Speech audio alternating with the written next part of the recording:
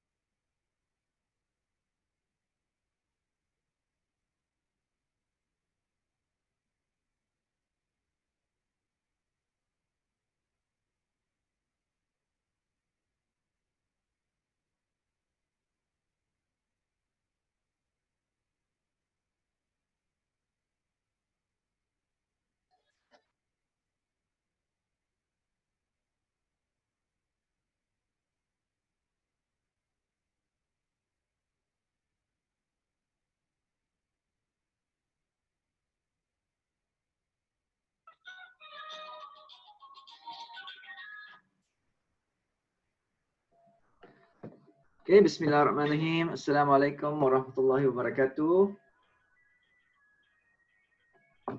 Good morning, everyone. Good morning, Doctor. Hi, thank you, Ayn. Morning, Doctor. Nadia, how are you? Good morning, Doctor. I like Zoom. Zoom tells me who's speaking, even though I can't see your faces. It points, you know, your name. Good morning, Doctor. How are you, sir? Yeah, I'm good. How about you, Doctor? Alhamdulillah. So some good news for our Jabatan, for the department. We just learned this morning that Dr. Ismi received his night pangkat, so he's now a professor, a full professor. So he's joined the ranks of the professors in our faculty. So alhamdulillah for that.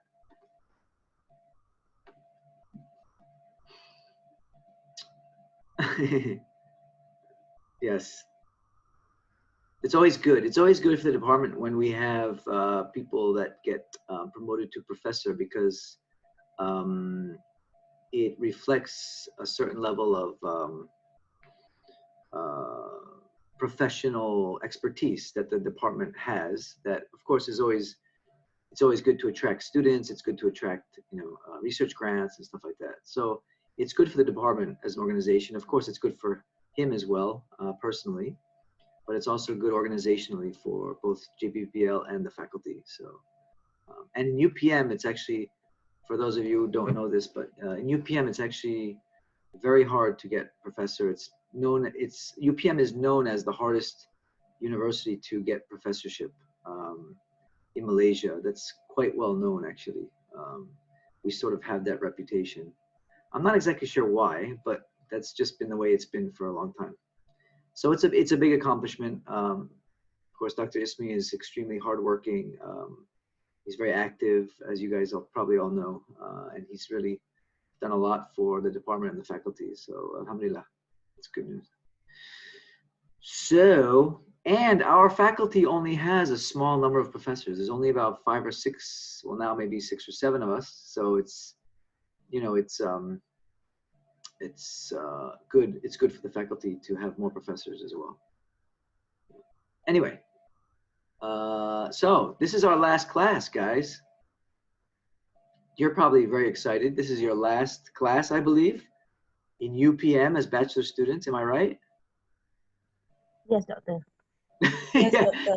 Nadia, I thought you'd sound more excited. You're just like, yes, doctor. I think you'd be like, Yahoo! Yes, doctor, last class. Woohoo! No, because We are we sad. with online class. Yazani, don't be sad. You're moving on to a bright future, inshallah.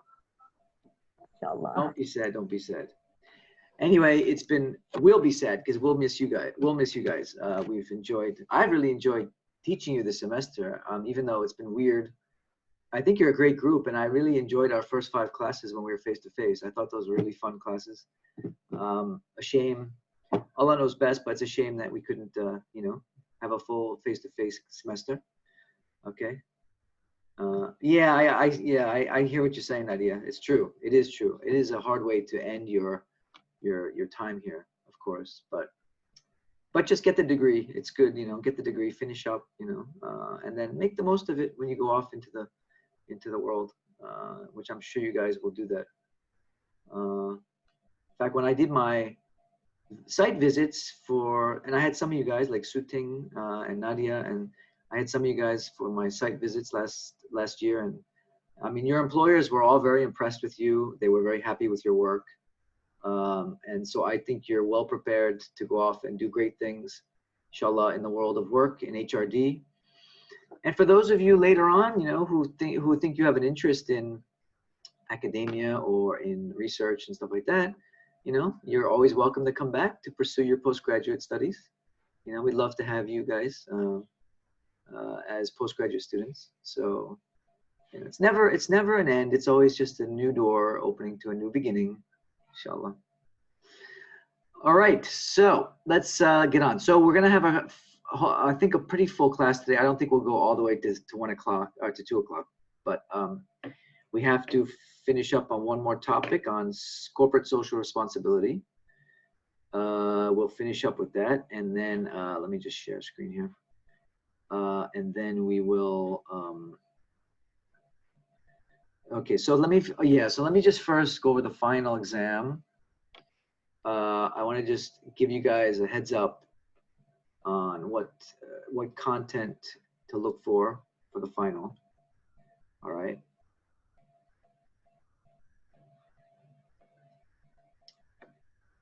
Sorry, I'm waiting for my other computer to open. Okay, so let me be really upfront and honest about the final exam. And I think I mentioned this previous class, but it's going to be only open-ended questions. It's because it's open book, it's open note, it's open internet. So you guys have all those resources at your disposal. So I have to make it a kind of a bit of a challenging exam in that sense. Again, we're all sort of learning how to do all this stuff, you know. I mean, we lecturers, you know, we're learning as we go as well, you know, to do all this online assessment and stuff. So, but you guys all did very well. Most of you did very well in the first exam. So I don't think you'll have much problem with this exam either, even though it's open-ended. So it's going to be five open-ended questions. All right. But each question will have like a couple parts to it, like 2 parts to it, or whatever. They're not necessarily essays. They're more like what we call short answer in English. I'm not sure what you guys refer to them here in Bahasa, but they're like short answers, but they're open-ended, you know, so like each one is 20 points, okay? So you got 5 questions. So the things you need to study are the community development process, the planning process, you know, the program planning process. There'll be some questions about that, you know, like for example, what's situational analysis, or, you know, what are some methods that you'd use to evaluate a program, you know, stuff like that. The process, and we discussed that, I think, at length. At least 2 classes we discussed on the process of developing community programs. Okay, so that's one. Today's class, there'll be a question most likely about corporate social responsibility. Okay, you know, if I ask you for examples, that shouldn't be hard to do, because today we're going to discuss some examples. You can also find examples online, so that one shouldn't be too difficult. But you know, definitely have an idea, a sense of what is corporate social responsibility. Globalization, you can expect a question or 2 about globalization, okay? And in a minute, inshallah, we're gonna look at your Padlet responses from last week's reading. I enjoyed reading your responses, and it's really interesting. We'll get to that in a minute, but it's interesting to see how young people like yourselves view globalization. It's really interesting. So that's that, globalization. And you know, some of these questions are going to be I'm going to ask you to sort of include your opinion as well. So it's not going to be like, you know, regurgitate for me the theory of blah blah blah. I'm not really into you memorizing stuff. I'd rather have your opinions, your informed opinions about some of these things. So based on what we've discussed about globalization, what you've read about it, why do you think it's good or bad or something like that? Okay. What else?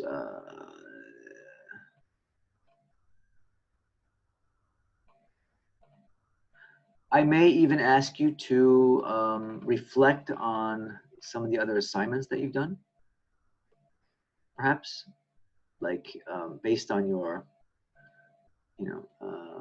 for example, based on the program proposal you're developing, something like that. I might ask you to elaborate on that a little bit.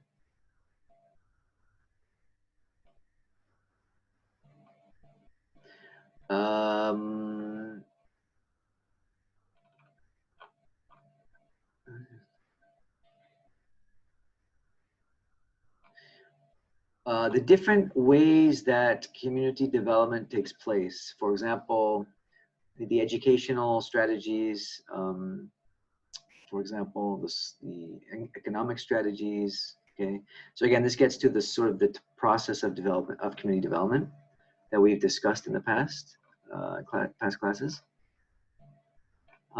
Different types of learning activities that go on in community development programs. Okay, and maybe some examples.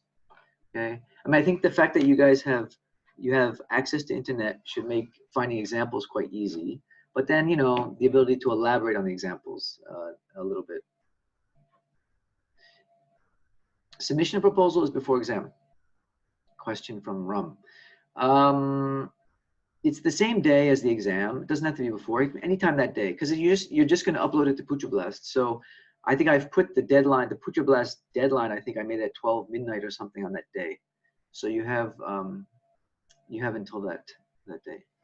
But wait a minute. Let me check back. I always lose track. Did we decide to did we decide that the proposals would be due on week 14 or the day of the week 14? Yep. Okay, I see there. I couldn't. Sometimes I change up and I forget. Week 14, yeah. So anytime that day. Okay, Ram.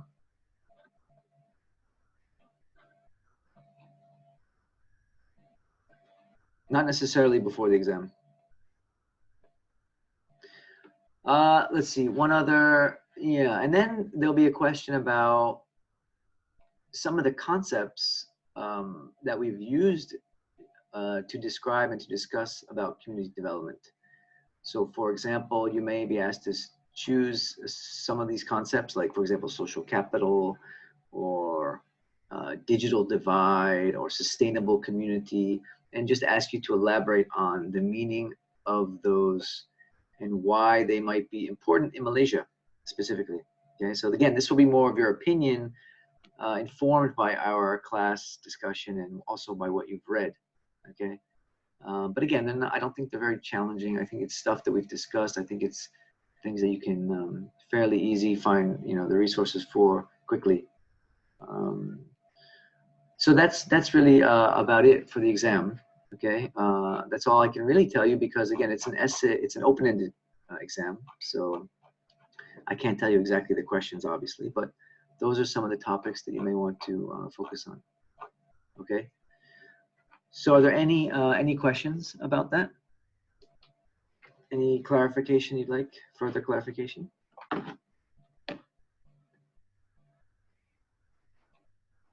No. Okay.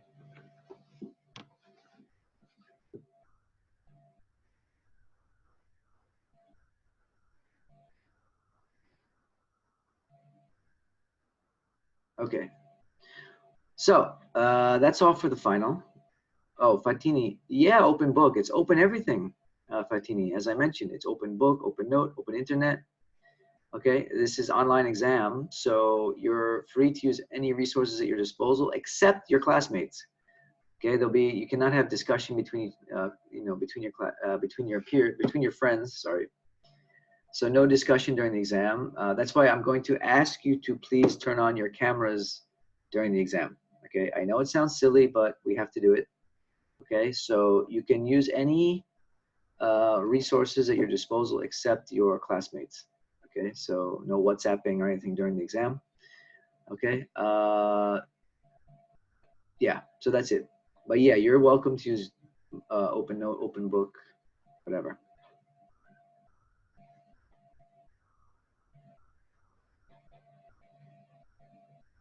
Any other questions?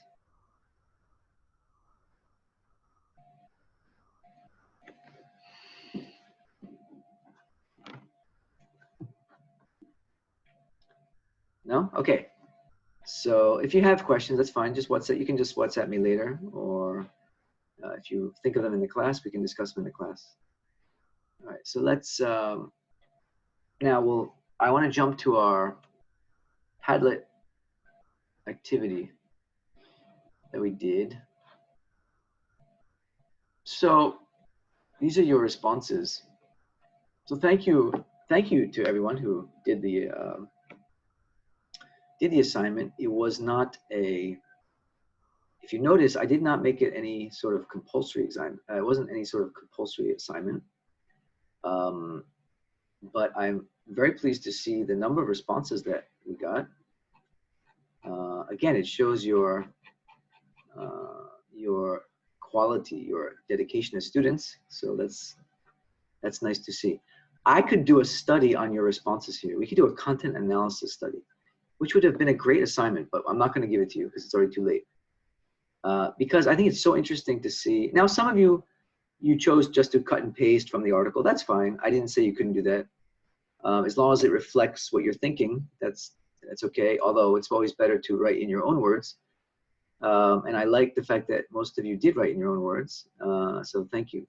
It's also good practice for writing. You know, you get your English writing practice, which is good. But it's very interesting for me to see that most of you, I mean, most of you wrote mixed, okay? So you think globalization is mixed, both good and bad. However, even in your responses, I see many of you see a lot of positive aspects of globalization, which is really interesting, especially as young people growing up in the digital age. I think it's probably easier for you guys to see it that way and to embrace it rather than the older generation.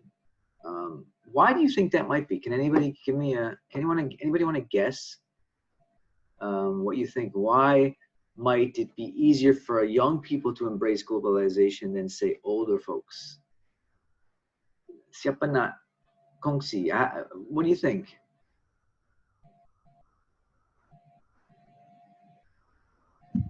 Because it is harder for older generation to accept the changes rather than us who is going with the changes.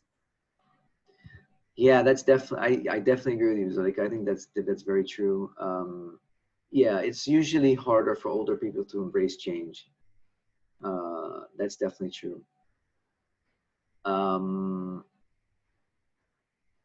I think, also, I think, you guys are living in an age where globalization is just, it is what it is. It's there, right? And so you don't see what was it like 50 years ago? What was the country like 50 years ago? And then look at it now. So you can't see that breadth of change that's taken place. So I think, yeah, I totally agree with you. I think that's very true. Any other reasons why? Anybody else want to share what you think?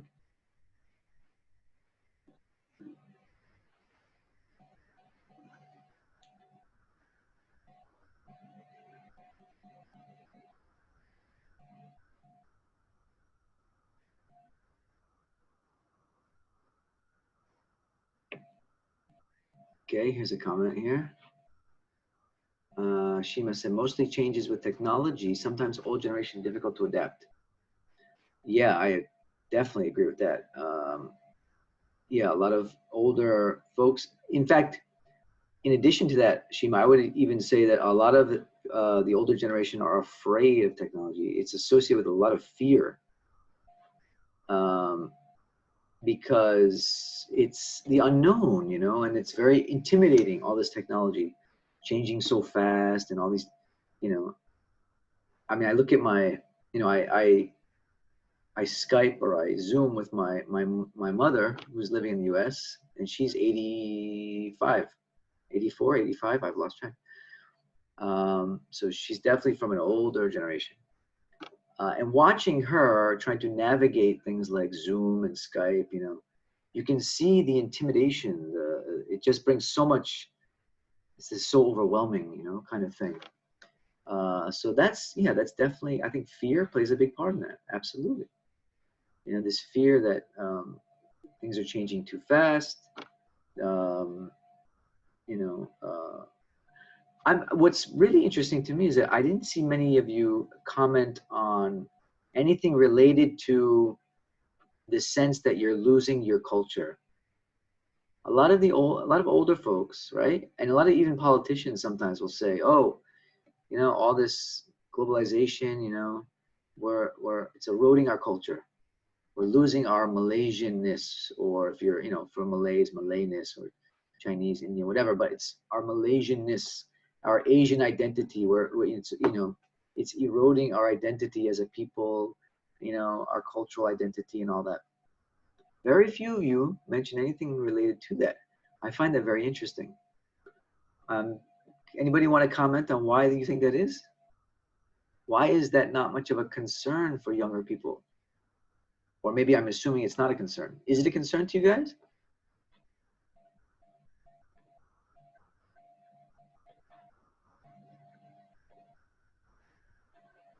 Anybody concerned about it?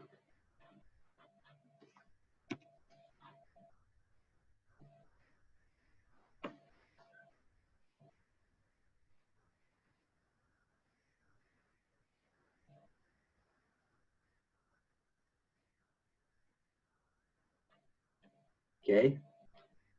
Ram said not really. So you're very happily becoming a global citizen, yeah? Cultural integration and assimilation is not much of a concern to you. Well, this is something that's also very interesting. I mean, a lot of older folks are worried about things like that.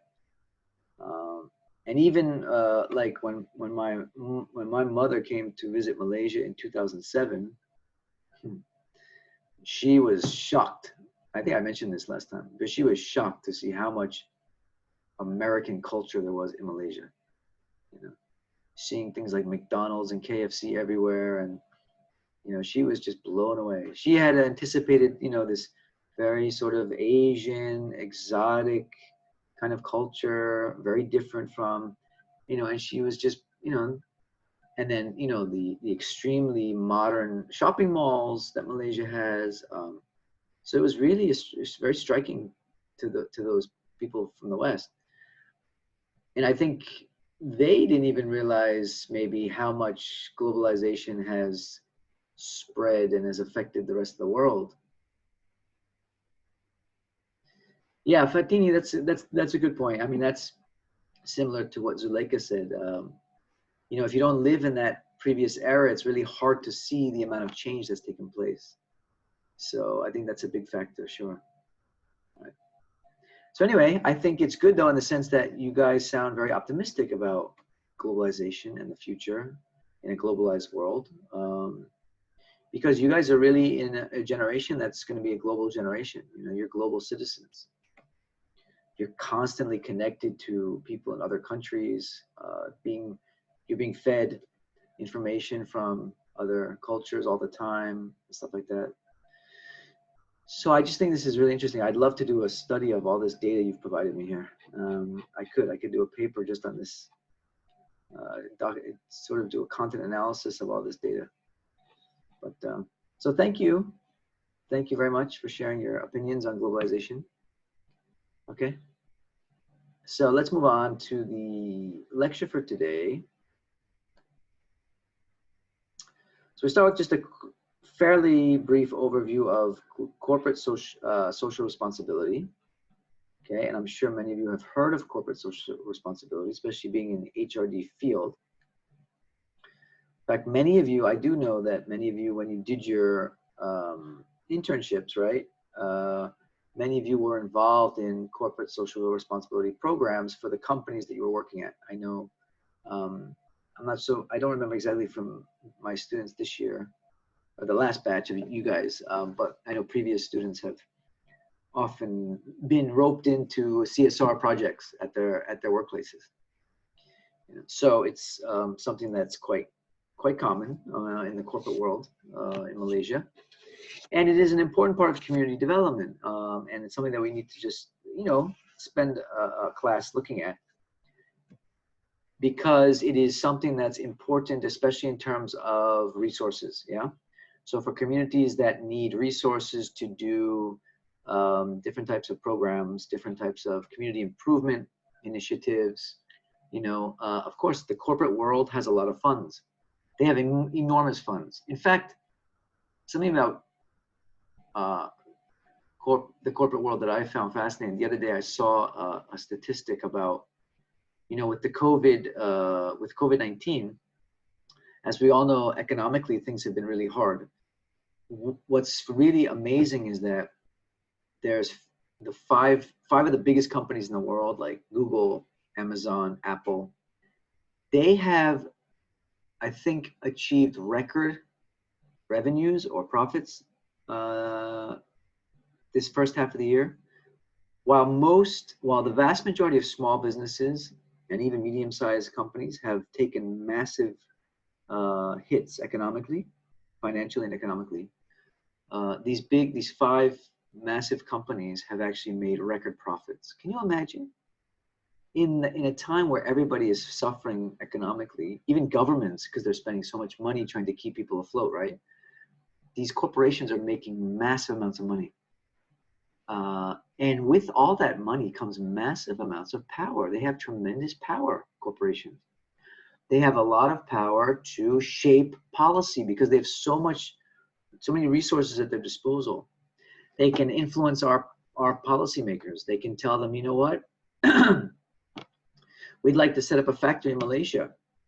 And with this factory, or with this, you know, these factories, we're gonna create 5,000 jobs for Malaysians, right? And the politicians go, yeah, that's great, fantastic. You know, our people need jobs, and then it's going to make us look so good as politicians. Then the corporations will say, but there's some things that we need in order to do that. And they'll say, well, what do you need? We want to be free of having to pay taxes for the first 10 years that we're there, right, in the country. And so the policymakers go, should we do it, right? Should we allow them to set up their operations tax-free? They don't have to pay any taxes for 10 years in exchange for them agreeing to come and set up their companies in Malaysia. Right? So these are the kind of decisions policymakers have to make, okay? So they're not easy decisions to make. What would you guys do? Would you allow, like, say, Google wants to set up a company in Serdang, a factory in Serdang, and they're going to hire 500 Serdangians to work in their factory, but they want to pay no taxes for 10 years. What would you guys do if you're policymakers? If you're the MB of Selangor, would you allow them to do it? Who says yes? Who says no?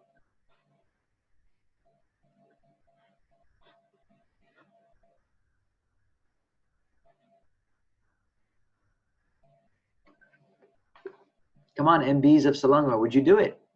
Come on, these are the decisions politicians have to make. So we criticize politicians all the time, but look at the kind of decisions they have to make. Hard decisions, right? No, maybe. Ron, what kind of politician would you be? No, maybe. You can't be like that. Wishy-washy like that. China, you have to be firm. Yes, we're going to support Google. We want those jobs. We want Serdangians to work. Or absolutely not, because they're going to basically reap all the benefits of working here with not having to pay any taxes. It's ridiculous. But if you don't, they're going to take their factory and move to Indonesia or to Vietnam or the Philippines, because they are saying, sure, come, set up for free, no taxes. So it becomes a big competition. Very good. That's very insightful, Zuleika. Yeah, after 10 years of no taxes, after 10 years, they may decide, well, let's get out of here, right? And then they'll end up closing the factory after 10 years. And that's what they do sometimes, you know, because what happens is it becomes like a bidding war.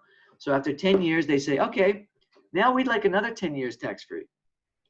And they say, if you don't give it to us, we're going to go to Vietnam and set up our factory there for free.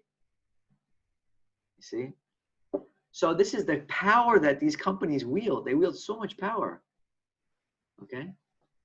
Now, for those of you who said no, some of you said no, Adila, Saranya, Nadia, you as a politician have to explain to the people why you turned away a factory that would have hired 500 people. 500 people they would have hired, and they would have paid about on average, between 3,000 to 4,000 per month. And you're saying, no, we don't want that factory here. How are you going to explain that to your constituents in Serdang?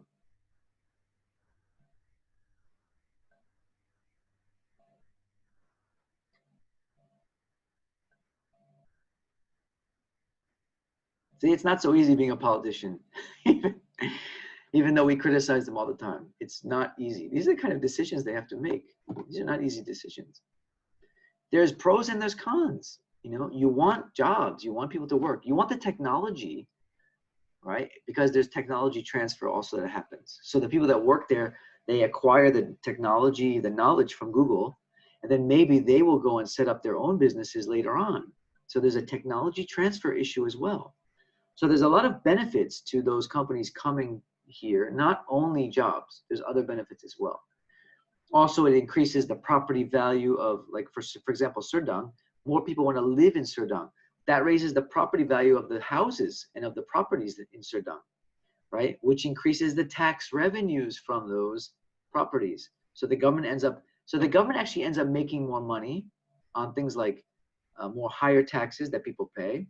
Also on the fact that more people are working, have incomes from the jobs, they're collecting more income taxes, right? So the government actually does collect taxes, even though they're not collecting taxes directly from Google. All right. So there's some things going on that we don't necessarily see immediately, right? So there actually will be increased tax revenues, but not necessarily directly from Google. Now, what they do is they try to weigh the benefits and the costs. So they say, okay, if Google's here 10 years, we're going to collect, 5% of their profits. We're going to collect, say, 30 million ringgit. Okay. However, if they don't come here, right, how much will we lose from the lack of jobs created, right, in terms of the income taxes, the property tax values, and all that? So there's a trade-off that they have to really calculate and try to figure out which one is a bigger loss and gain and all that.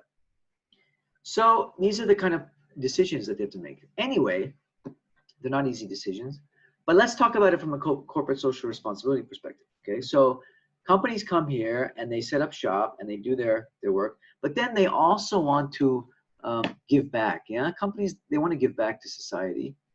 And so they do this thing called corporate social responsibility, where they try to make direct contributions to the social well-being of the communities that they're working in. All right. Now, why do they do this? Well, it used to be, as you see here, classic versus modern CSR.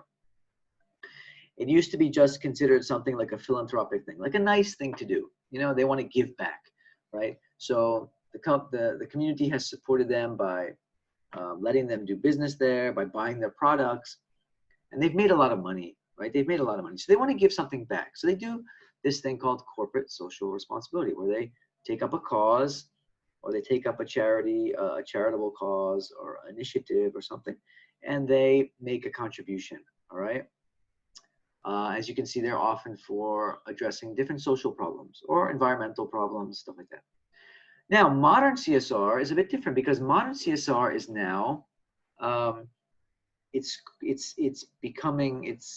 evolving into something bigger, something known as corporate citizenship, right? As you can see there, whereby an organization or a business considers the interests of society by taking responsibility for the impact of their activities on consumers, suppliers, employers, shareholders, communities, and other stakeholders, as well as the environment. So now modern CSR is more of a way of doing business, where everything that they do, they think about, how is this going to impact people? How is this going to impact the environment, etc.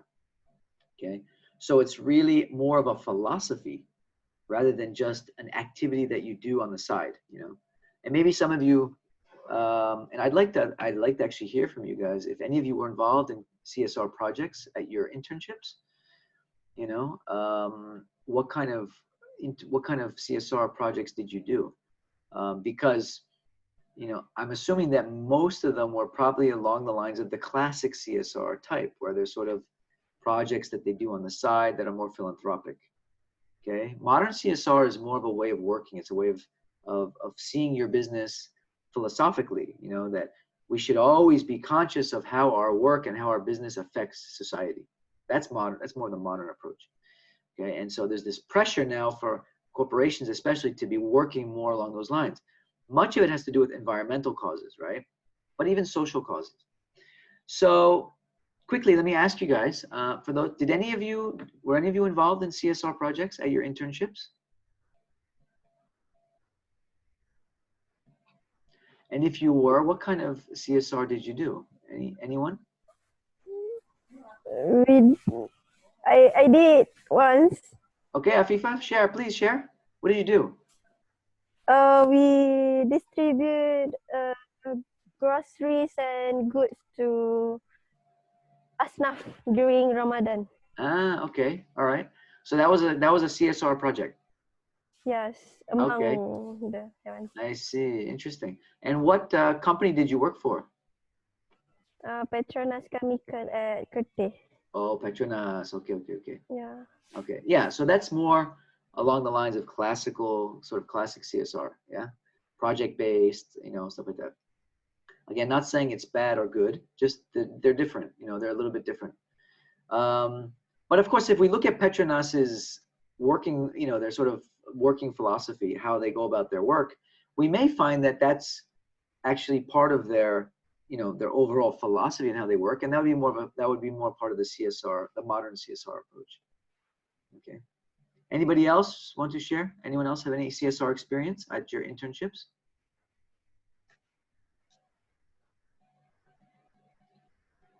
Yeah, usually, I mean, my experience, usually in the past, we've had a lot of students involved in CSR, but maybe this year, not so much. Okay, anyway, we'll move on.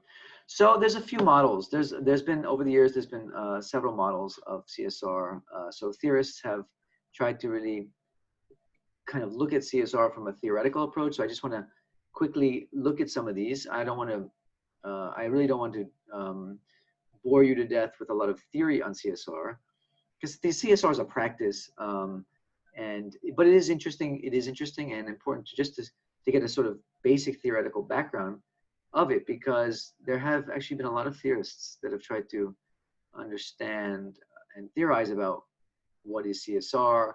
And even here, as you can see, for developed countries and developing countries, there's actually two different ways or models of looking at CSR. So both, as you can see on the bottom there, both of them start with the economic responsibilities and this idea that we need to give back economically. You know, you need to help, you know, the citizens wherever you're working to address economic disparities or economic problems in the community. Okay. But that's where it starts, and that's the extent of the similarities.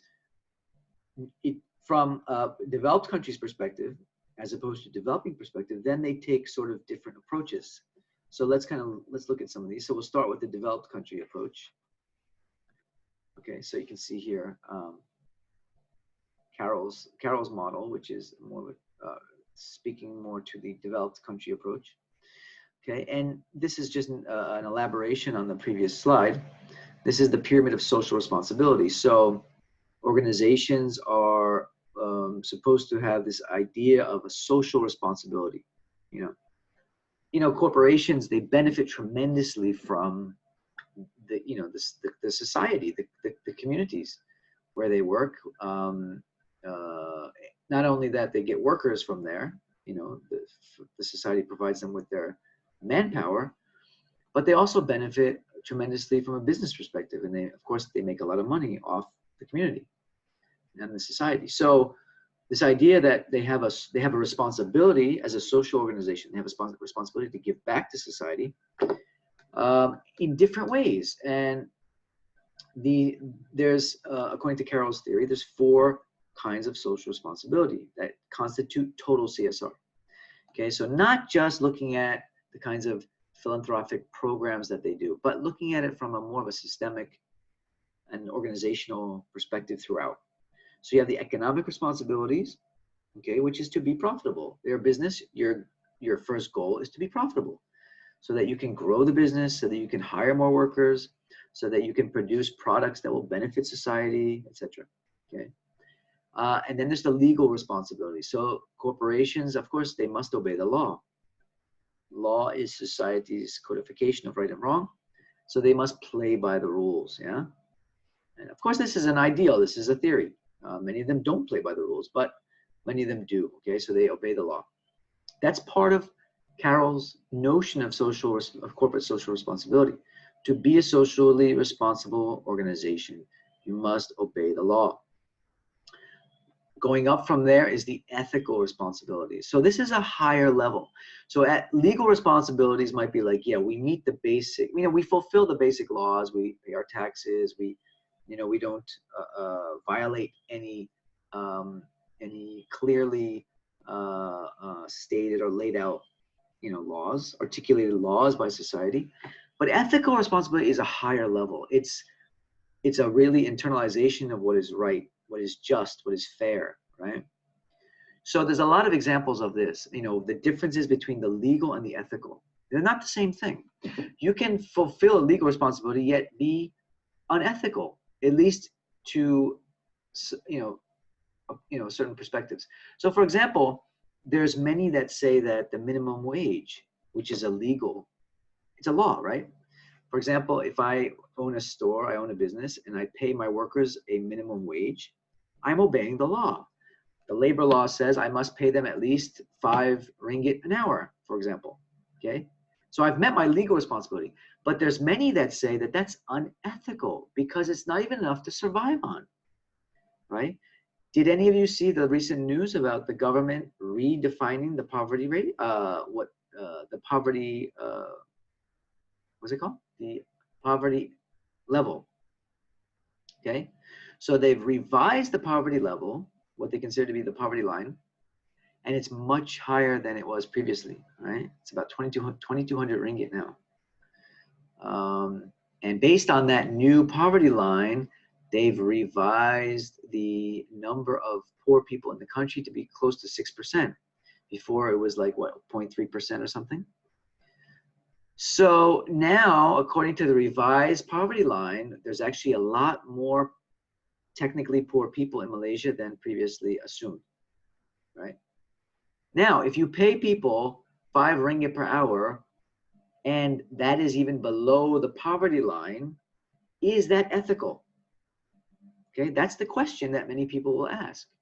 Okay, so legally, they're okay, they're obeying the law, but is it ethical to pay people a rate that they cannot even survive on? They cannot even live on, okay? No, I'm not saying they can't live on it. This is just a perspective, okay? It's an ethical argument, all right? What do you guys think? Do you guys think it's ethical to pay people an amount that they can barely survive on?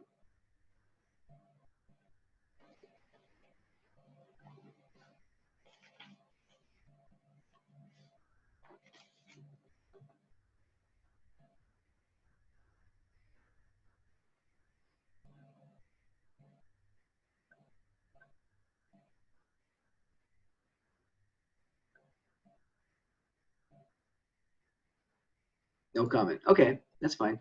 In some countries, they will, like for example, in some countries where the laws are not that strict, global corporations or multinational corporations, they will set up factories and they'll follow the laws of those countries, but the laws are not that advanced. They're not that well developed. So for example, you've heard of things like sweatshops, in some low-income countries, because they need jobs, right? People need jobs, and so they're not that stringent in terms of the requirements, in terms of, for example, the working day. In a lot of Western countries, in Malaysia, they have an 8-hour working day. So legally, companies can only demand you to work an 8-hour day. However, in some countries, they don't have such a law. So people end up working 12 hours, 15 hours a day, because legally they don't have to obey any kind of working day, 8-hour working day. There's no law that says that they have to follow an 8-hour working day. So they work people much more than that. It's legal. For that country, it's legal, but is it ethical? You know, is it ethical to make people work that much? Again, is it hard? Is it right? Is it wrong? Is it just? Are you harming people? Okay. These are the questions that the ethical level poses, right? And so the more ethical a company is, the higher they are on the pyramid, according to Carol. The last one is philanthropic. So philanthropy, which is like charity, okay, is about really being a good corporate citizen. So you're not just meeting the requirements, you're really giving back. You know, you contribute resources to the community, you really work to improve the quality of life of the citizens. You know, you have many different programs that help to build the society, to develop the society socially, etc. Okay, so you're not only meeting your basic requirements, you're not only being ethical in terms of your responsibilities by trying to avoid harming people and, you know, giving people a fair, you know, a fair shake, a fair framework in which to live in terms of the way you do business, but you're also going above and beyond. You're giving back to the society. So for the developed world, for the developed countries, this is sort of the framework, the pyramid and the framework through which corporate social responsibility occurs. Now, if we move on and we look at some of the economic responsibilities, okay, what are some of those economic responsibilities? Well, providing investors with adequate and attractive returns on their investments. So if you're a company, private company or a public company, doesn't matter. If you're a for-profit corporation, your job is to, again, make a profit. Okay, so investors expect return on their investments. They expect to make money, right? So to be profitable, okay? They expect to maximize sales, minimize costs. That's how you achieve profit. They're expected to make sound strategic decisions about the business. They're expected to be attentive to the policies related to dividends and how much the shareholders make on their investments, etc. Okay, so for a private corporation, the economic responsibility is mostly to the shareholder. It's a public corporate company, you know, and so the goal is really to make as much money as possible. Okay, legally, all right, they're responsible to obey the laws, adhere to all regulations, okay, fulfill their contractual obligations, honor their warranties and guarantees if they're selling products, right? So if you buy a product that has a warranty, you expect them to fulfill those warranties. That's a legal responsibility. They have laws that are supposed to protect employees, okay? So safety laws, you know, OSHA. In Malaysia, we have OSHA, so all the safety laws about, you know, the workday, about minimum wages, about abuse in the workplace, bullying, all that stuff. So there's laws for all that protecting employees. And then there's environmental laws. So companies cannot pollute. They cannot pollute the environment, etc. There's a whole set of laws related to environmental responsibilities. Okay, so these are the basic legal responsibilities of the corporate world, okay, of corporations. Now, ethical responsibilities, again, we go up one step further. In addition to just meeting the basic minimum requirements in terms of obeying the law, we expect those involved in corporate responsibility, looking at it from an ethical perspective, do what's right, avoid harm to stakeholders, including employees, including consumers, including the environment and others, okay? So it's, even though the law says, you know, I can pollute a little bit, you know, I just can't pollute a lot, right? A company may say, well, we don't find that ethical. You know, we want to cut out all pollution because we feel it's wrong.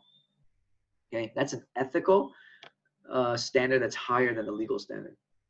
Okay, they want to avoid all questionable practices, right? So they don't want anyone really to question what they do from an ethical perspective. They want to be really clear of all those things. And they even want to be known as ethical leaders. You know, Apple is a green company.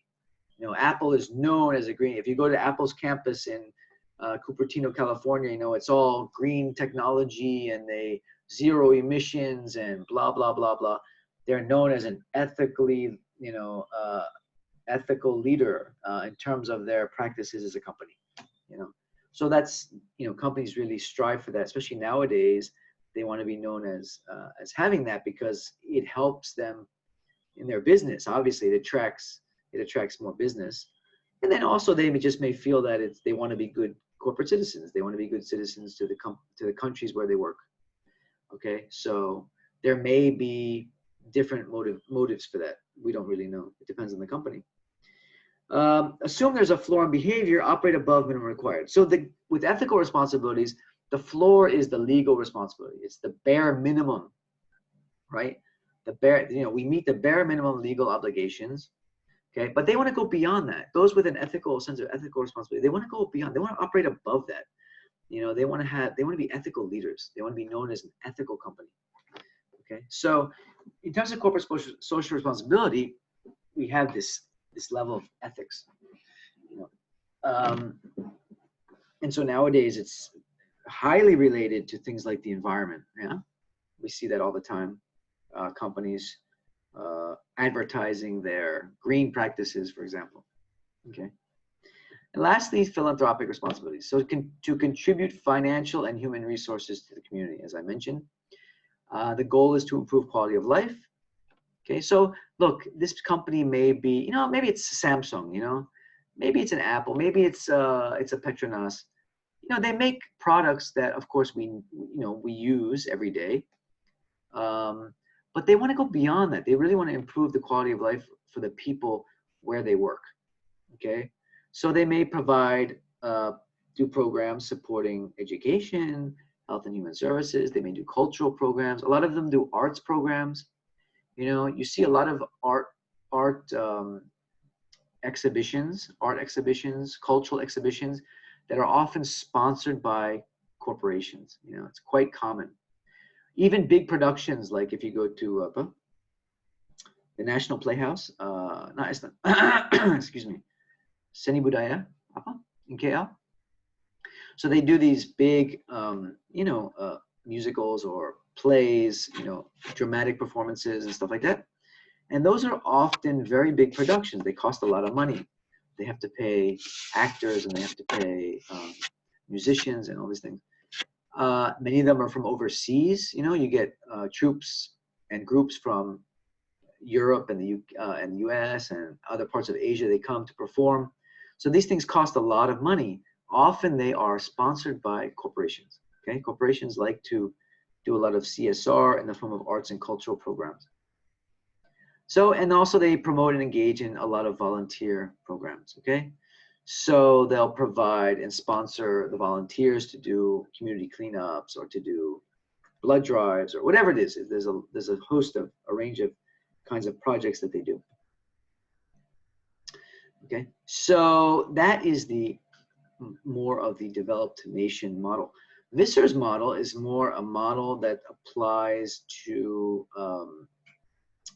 more developing countries. Okay, so we may see more of this in countries like our country, Malaysia, where we live, and then other developing countries. So the same 4 elements, but the order is different. Okay, the order is different. So in developing countries, there's different. The drivers are maybe a bit different. Okay, so they have Vassar's broken it down to what are called internal drivers and external drivers. So some of the internal drivers, in other words, things within the company that may drive the company to do CSR, things like political reform, because in developing countries you have more, political reform tends to take place more often, more frequently, and at a greater extent, right? Maybe not so much in Malaysia. Malaysia politically is actually a very stable country, alhamdulillah. But like you see like countries like Thailand, there's always a coup, right? Every few years they have a coup. Military takes over the government, they kick out the government, there's a new government, but in the meantime the military is taking over and all that. So there's always this political turmoil. So often political reform drives these kinds of CSR programs. Crisis response, you get a lot of crises in the developing world. We have a lot of natural disasters in certain parts of the world. And there's also other kinds. There's violent there's violence, there's war, and stuff like that. Wars that break out, or regional conflicts that break out. What other kinds of crises? There's natural disasters and so forth. So that can be another reason for developing countries to involve in CSR. Market access may drive it. Government gaps, governance gaps, because of the way that governing is done in the developing world. It may cause gaps where there's, for example, maybe in some developing countries, they don't have the kind of safety net they do in the more developed countries. So corporations, CSR, will give back in terms of providing social funds for workers, for example. Socioeconomic priorities might be different in the developing world, and then of course cultural traditions. So there's a lot more culture, arguably there's a lot more culture and cultural tradition in the developing world. So this is another reason for them to give CSR for more cultural types of programs and cultural considerations, like the example given just now, to have companies providing iftar for Ramadan. That's a cultural tradition. It's based on religion, but it's a cultural tradition that companies get involved in, right? Because of that strong cultural tradition. And then there's the external drivers, which is like international standards, and this is more related to the business side of it: investment incentives, stakeholder activism, and supply chain. So these relate more to the business side of it, external pressures from doing business in the developing world, okay, that may drive CSR, right? Thank you. Yeah, Istana Budaya. I just saw your comment, Shazani. That's the one I was trying to think of. Any questions so far? Comments?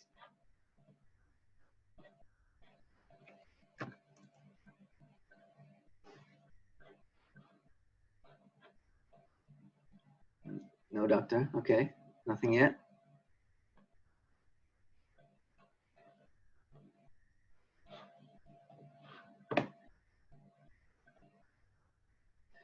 Okay. Thank you, Fatini. Hope so.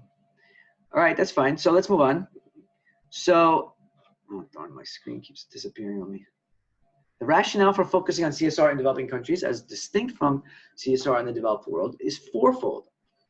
Okay, so according to these reports, these are international agency reports. Developing countries represent the most rapidly expanding economies. Okay, you guys don't remember? You're probably little kids in the 1990s when you guys were very young. Malaysia used to grow at a rate of about 10% a year. Okay, economically, Malaysia was called one of the tiger economies in Southeast Asia because its growth was so fast.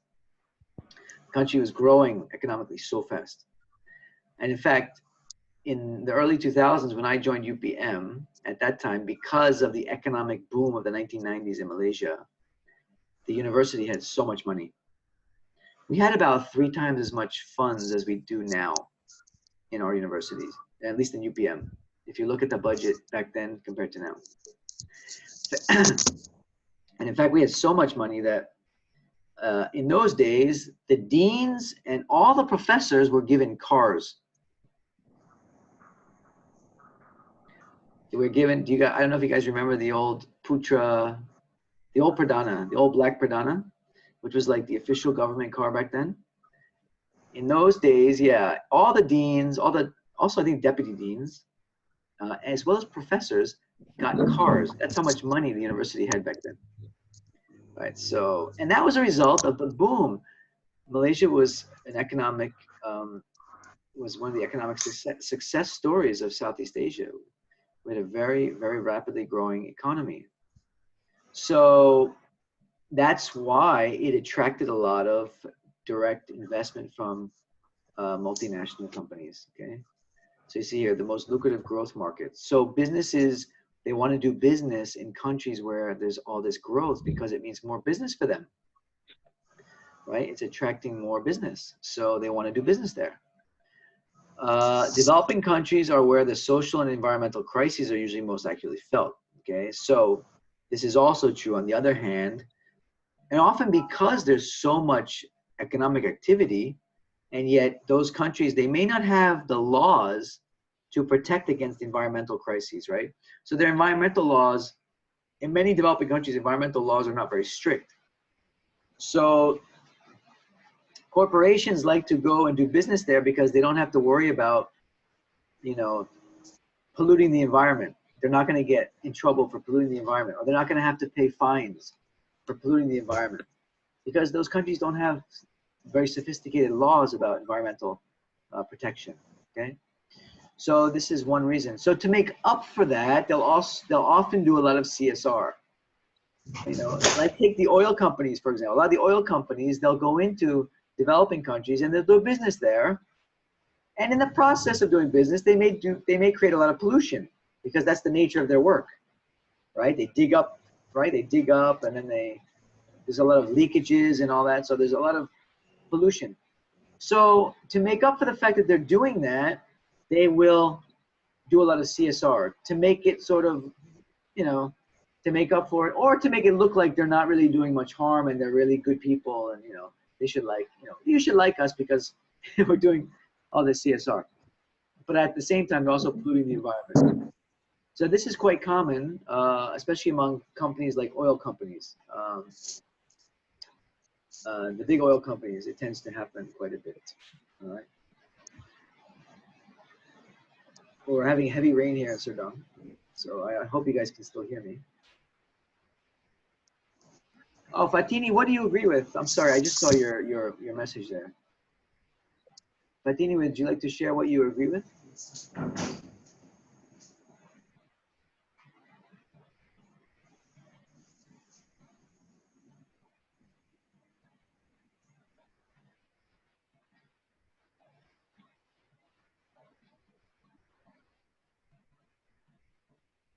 Fatini, are you there?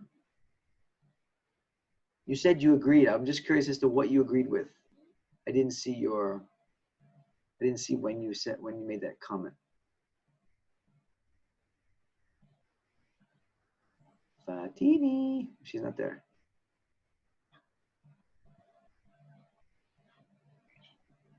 Yes, doctor. No, you said you made a comment there that you agree. I was just wondering what is it that you agreed with? I didn't catch that. I agree that you say the company make the CSR to cover the activity, the impact of their company activity. That you use the oil and gas company for the example. Right. Yeah. Okay.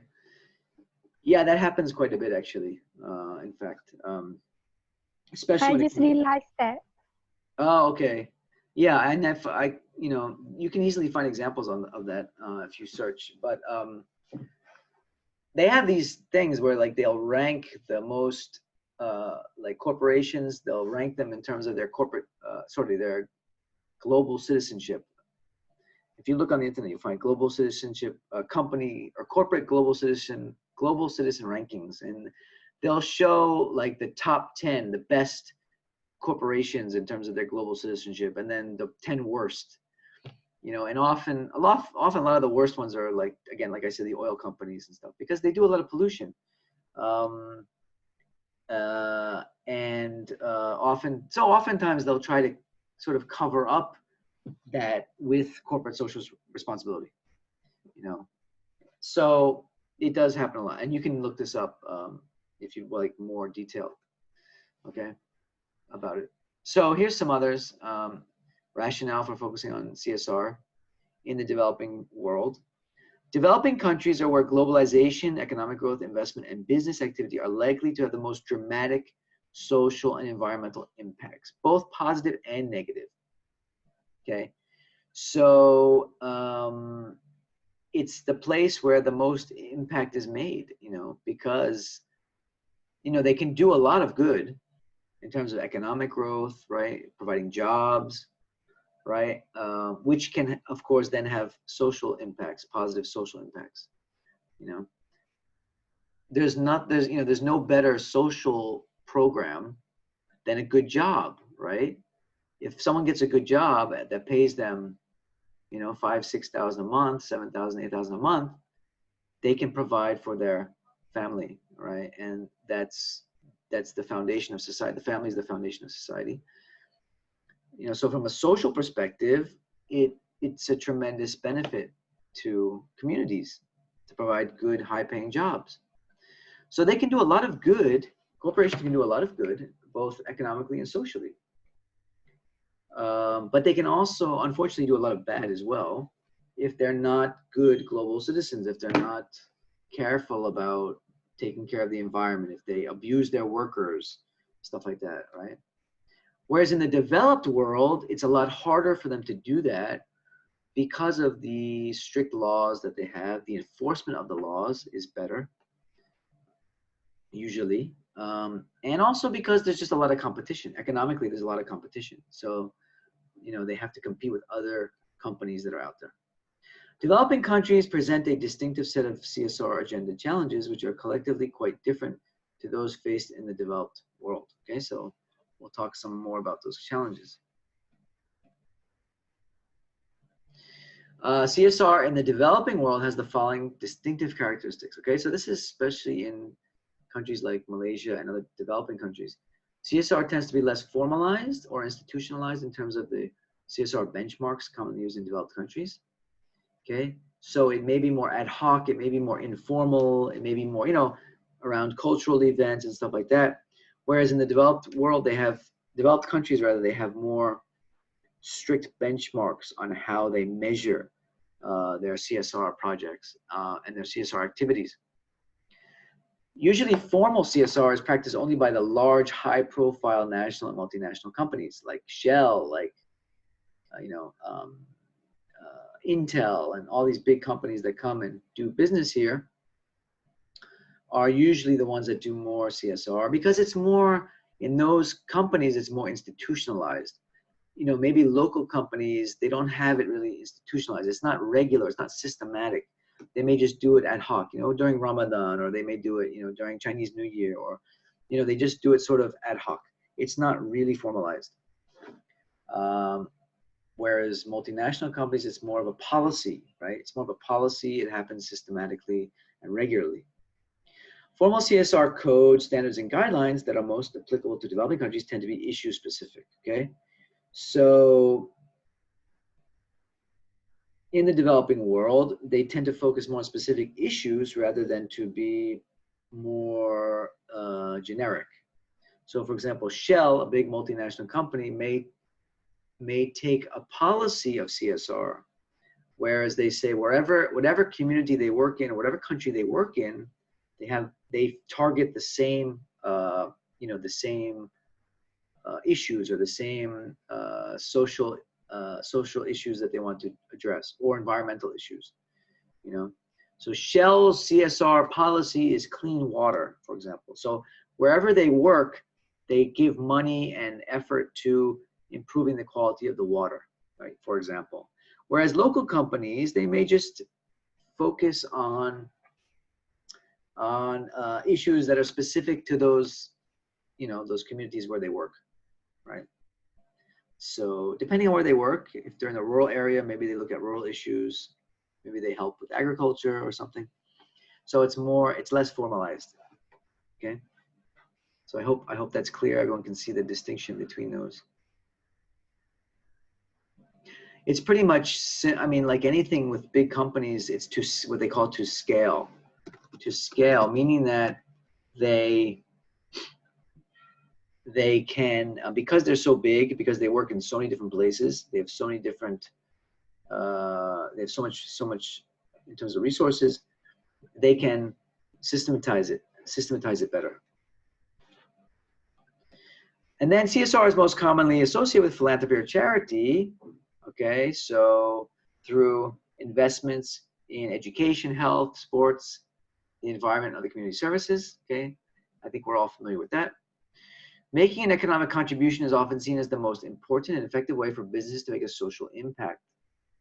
Okay, so often the CSR is in the form of economic contributions. Again, going back to our discussion earlier in the class, corporations are the ones that have the most money, right? And so they tend to try to make a social impact through financial and economic means, right? So through investments, through creating jobs, which raises taxes, which creates more tax revenues, right? As well as technology transfer, as I mentioned before, okay?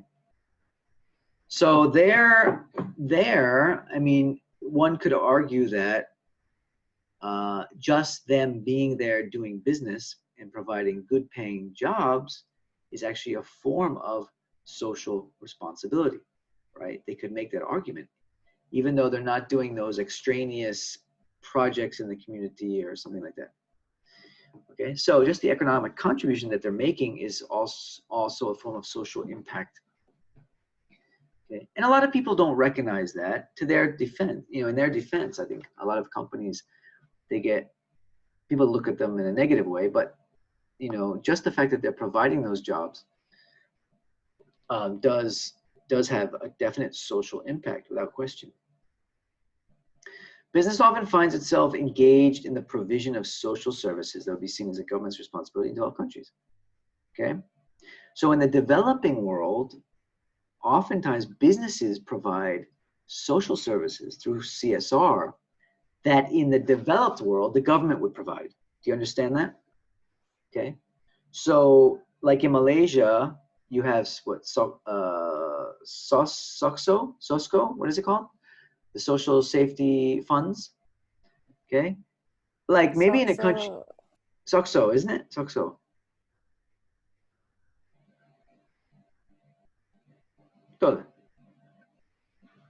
Anyone? I think it's SOCSO. Yes, SOCSO. In a country like Malaysia is more of a developing, but it's more of a developed. It's in between developed and developing. But if you look at a country, say like Bangladesh, or a very poor country, they don't have any of those social safety nets. So oftentimes, multinational companies will provide that for their employees, knowing that the government does not provide that. Okay, so that's also a form of social responsibility that often businesses do in developing countries. Of course, they don't do it in developed countries. They don't need to do it because the government provides that kind of thing. And so that's another reason why a lot of multinational companies will do will negotiate. There's another thing that they'll negotiate with governments when they are deciding whether to work in a particular country. Like we want to work in Malaysia, but we don't want to have to pay for our workers, the social safety net funds or whatever. They'll often try to negotiate with those things as well. Okay, and then they'll also, as you can see there on the slide, they'll also make investments in infrastructure and schools and hospitals and so forth. Okay. So you see a lot of private companies doing those things. All right. Sorry, this is a bit wordy, these slides. Just get through these three, I think. The issues being prioritized under CSR are often different in developing countries. Okay, so there's certain issues that tend to be of more importance in developing countries, like things like HIV/AIDS, especially in Africa, improving working conditions, especially in lower income countries like Bangladesh, Myanmar, for example, provision of basic services, supply chain integrity, and poverty alleviation. So these are some of the important issues that developing countries have to deal with that CSR plays a role in. Many of the CSR issues in developing countries present themselves as dilemmas or trade-offs. So like development versus environment, right? So this is a big one. Development versus environment is a huge issue in the developing world. Even in Malaysia, there's always this need to balance between developing the economy, but at the same time, we don't want to abuse the environment, okay? So we want tourism, right? We want tourism. So we want to develop the tourist sector, but at the same time, we don't want to destroy the coral reef. Like if you go to the east coast of Malaysia, go to the islands in the east coast of Malaysia, right? There's this dilemma between tourism, and we want lots of tourists to come to spend lots of money, but at the same time, we don't want to destroy our environment. I mean, Malaysia has a beautiful natural environment, which in itself is a tourist attraction, right? So like in the East Coast, they've created a maritime, an area in the sea off the coast of Malaysia where there's no fishing allowed, there's no boat, you know, there's no big ships and stuff like that, to try to maintain the pristineness of the environment. Okay, so there's always a tension between developing the economy and maintaining the environment. Job creation versus higher labor standards. Okay, that's another big issue. Malaysia, there's always this debate about minimum wage, right? We want to protect workers. We want to pay them minimum wage, something they can live on. Excuse me. But the corporations will say, well, if we do that, we can't hire as many people, or we have to even lay off people because we cannot afford to pay more workers at this rate, right? So this tension between job creation versus higher labor standards. Strategic philanthropy versus political governance. Okay, that's another issue.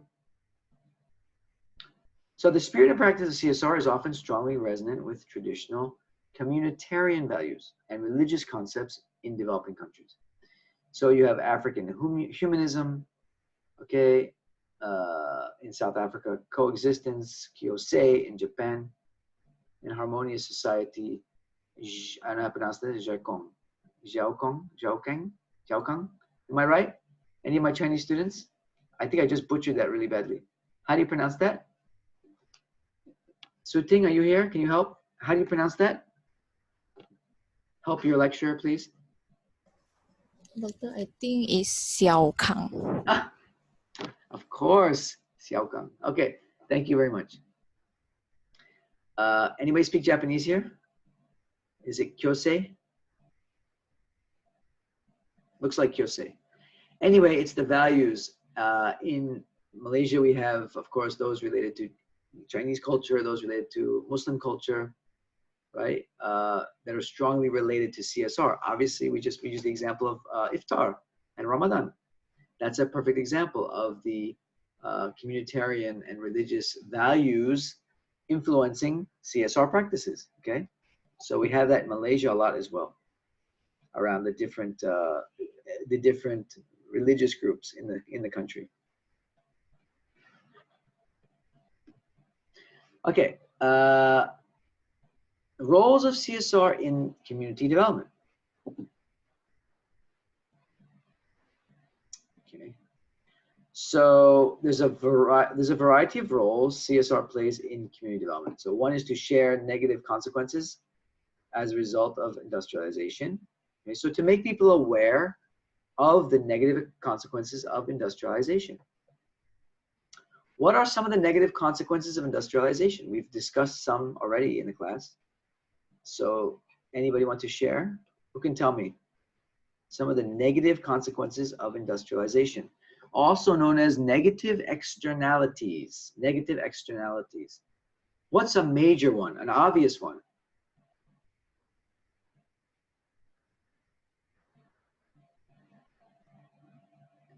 I'm listening, I'm listening.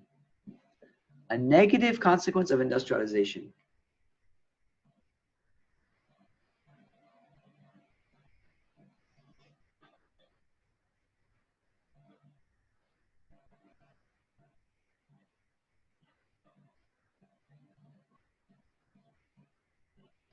Anybody out there?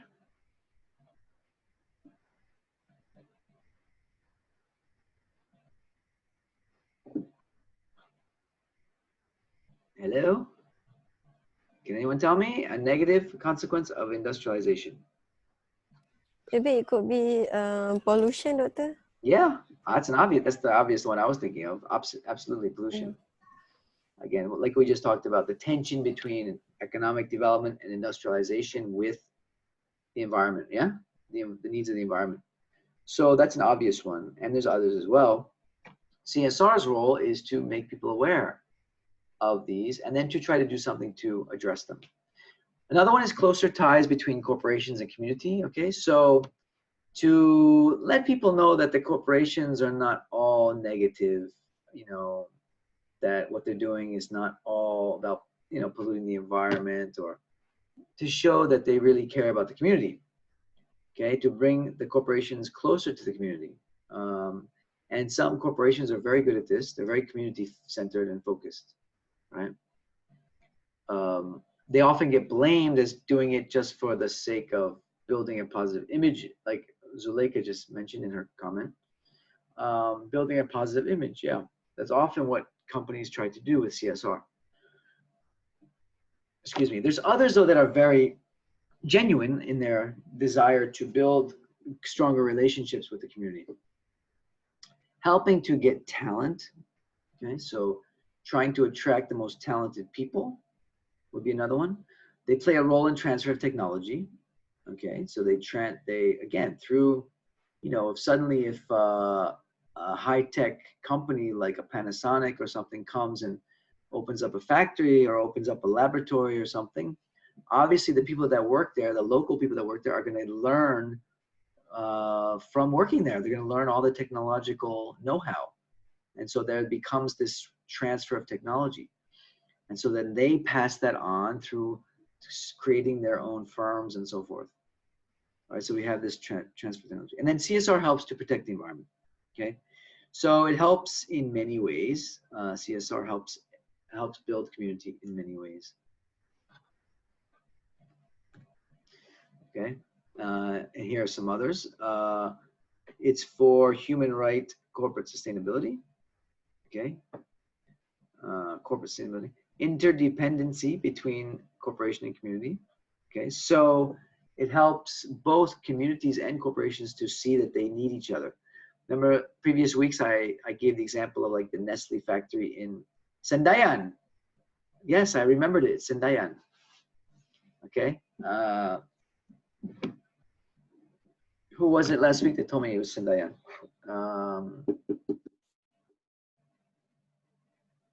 Forgot who it was. Anyway,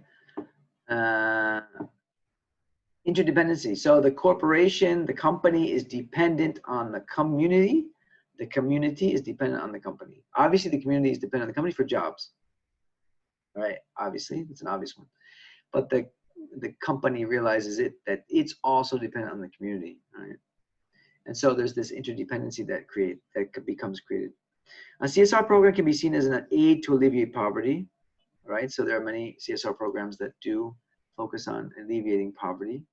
You know, some of them, they do like scholarship programs for poor, you know, B40 youth students and stuff like that. That's another way of addressing poverty and so forth. CSR programs helps in data gathering for other public organization functions. Okay, so some CSR programs help their local, either local governments or local organizations that need data. They help them to acquire data. Maybe it's the local school system or something that needs data, and they'll do they'll sponsor a research study or something like that. So that's another form of CSR. And again, to achieve these corporate sustainability goals, okay, again, environment, green, being conscious about their work being environmentally sustainable, and that's another one. So you can see that there's many ways through which CSR can benefit communities. For those involved in CSR, okay, who are trying to develop communities, there's a set of, there's many skills that they need, as you can see here. So they need a variety of business skills, a variety of people skills, and maybe certain technical skills. People skills is really important because they need to really engage with communities in many ways, in different ways. And they have to really, again, going back to our earlier classes, they need to really understand the needs of the community. So to do that, they need to build relationships with the people in the community to understand both the felt and the unfelt needs so that their CSR will be effective, right? Because otherwise, what's the point? They want their CSR to be effective. So they will work with the people in the community. So as you can see here, there's a lot of skills. I mean, these are all HRD type of skills. You know, these are all soft skills, leadership skills, communication skills. So even though they work for corporations, it goes well beyond business. Yeah, it goes well beyond business CSR. That's why they'll often hire CSR managers, corporations, and maybe some of you will be working as CSR managers in the future. Who knows? Inshallah. So you will, because again, you guys are trained in a lot of these types of skills. So many of you will make very good, I'm sure, very good CSR managers in the future, inshallah. Okay, any questions, comments? Shazani, you want to be a CSR manager? Is that what that comment means?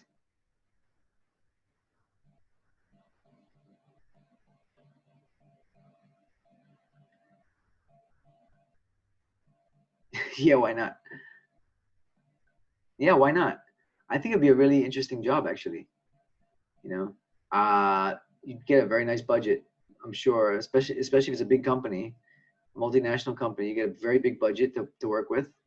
You know, develop programs, develop relationships with community people. Try to address their needs with the corporate money. Great job. I think you guys should all apply for that job. Great, Sharifa. Thank you for asking a question about the actual content of the class. Stakeholder dialogue. Okay, which slide are you talking about? Oh, here, technical skills. So there's different stakeholders. Nisa would like to work for CSR. Yeah, I think it'd be a great job. Yeah, I'd be interested in that job. Maybe after UPM. But no, it is something to keep in mind. You know, when you guys graduate, when you're looking for work, you know, keep in mind jobs like CSR managers or CSR officers or whatever. You know, I think you guys would all be really good at it. I think you guys are well trained for that kind of work. But anyway, going back to Sharifa's question about stakeholder dialogue. So it's under technical skills, right? So technical expertise, understanding evaluation impact, human rights, understanding sustainability. Stakeholder dialogue, I mean, there's a certain level of skill required to be able to speak to stakeholders. Stakeholders can be, in a community, stakeholders can be anyone, right? And to be able to dialogue with them, to be able to converse with them, to discuss with them about their needs is a skill in and of itself. So for example, like if I'm a CSR manager, I work for Shell, right? And I'm in a small rural town, and I want to do a CSR project involving school. I want to do some sort of school renovation project, right? Because the schools are really run down, and Kasian, the students, they're in these really dilapidated buildings. It's really hard on the students and the teachers. Everyone. So we want to refurbish some schools. Who are the different stakeholders that I need to work with to get that done? What do you think, Sharifa? Maybe you want to take a guess? Who are the different stakeholders that I will have to engage in that project?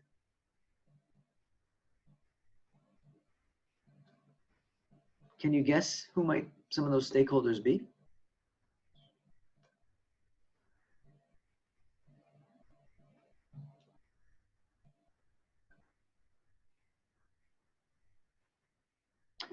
PIBG, absolutely. That would definitely be one, Zuleika.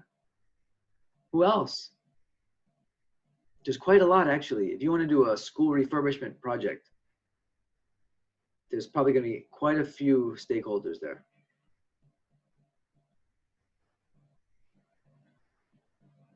Stakeholder means someone that has a stake in the process. In other words, someone that has either they're going to benefit from it, or there's going to be the opposite. There may be a cost for them to be involved. It's going to affect them in some way. So PIBG may be one. The school leaders itself, the principals, so forth. The Ministry of Education would be one, because they have to approve the refurbishment. The parents of the students, maybe, that's PIBG, sorry. You got that one, PIBG. Then you have to engage the people that are actually going to do the refurbishing. Architects, construction firms, developers, whatever. Thank you, contractors. That was the word I was trying to think of. Contractors. These are all stakeholders in this kind of a process. The students, do the students count?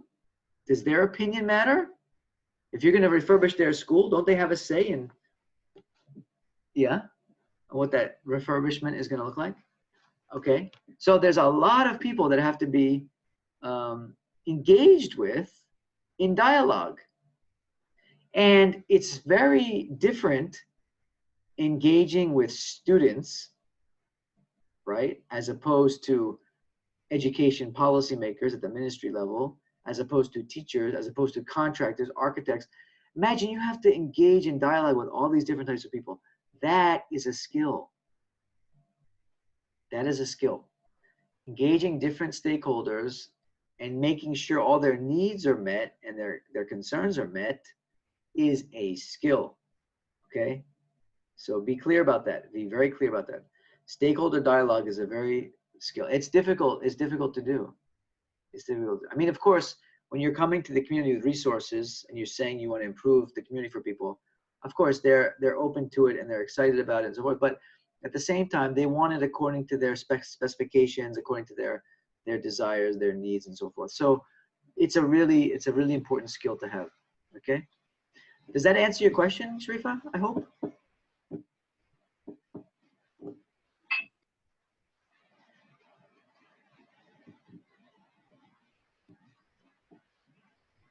Sharifa, I didn't hear you. Okay, great. Glad to have be able to answer your question. All right, let's see what we got next. All right, so here's just a few examples. And after the break, I'm gonna show you some more detailed examples, but these are just some quickies, just some quick examples. Okay, so these are activities, CSR activities. So Canon Company, Kuantan, contributed to the flood cleanup efforts and helped lighten the burden of the flood victims. Okay, so they're getting involved in disaster relief. We would call this disaster relief kind of efforts. Okay, that's the Canon Company. Petronas Gas carried out a number of activities to foster a deep awareness on the importance of biodiversity and conservation under the umbrella of their 4G project: green care, green mind, green ownership, and green growth, which culminated in an environmental awareness date at the Eco Care Environment Awareness Center in Terengganu. I'm not sure that DAT is supposed to be date. Environmental awareness something program. Okay, so Petronas is doing these biodiversity programs.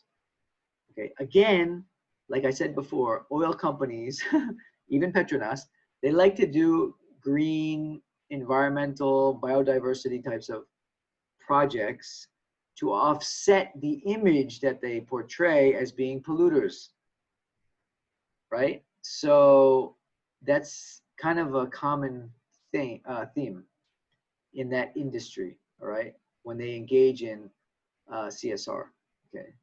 So it's just something to be aware of, something to be aware of. You'll see a lot of these types of CSR projects from oil companies, all right? Okay, so that's it for the overview of CSR.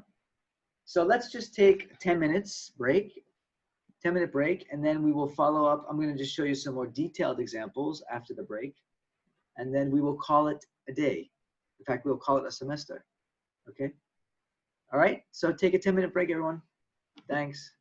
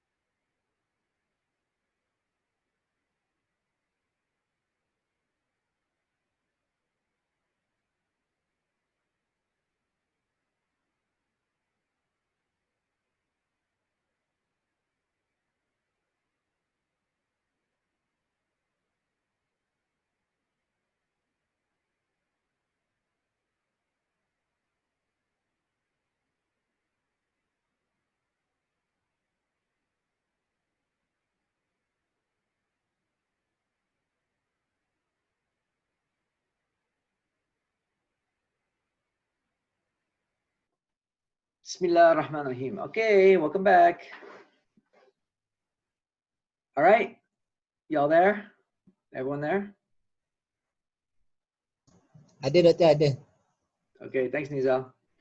Okay, inshallah, so we're gonna finish up now. The home stretch, as they say. All right, let me just, oh, there's some chat stuff here. Okay, got it. So let me just put up the new slides. Okay, we're gonna just look at some examples now. Whoops, wrong slides, sorry.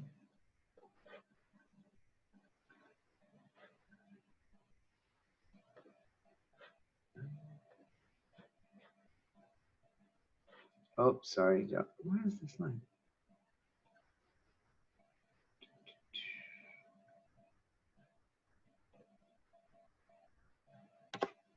Okay.